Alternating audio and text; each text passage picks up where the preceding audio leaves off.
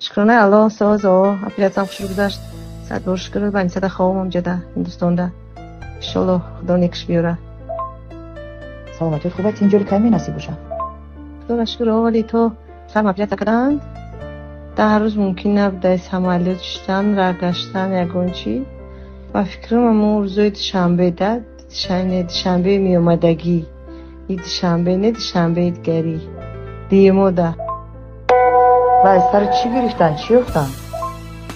کیسته کلام بوده در بخی گوشو سر در چسبیدگی همون اپیلیپسی گفتم که کسال میگیرم ایسا بی همون بوده همون گردش خونه من میکده هم را گرفتم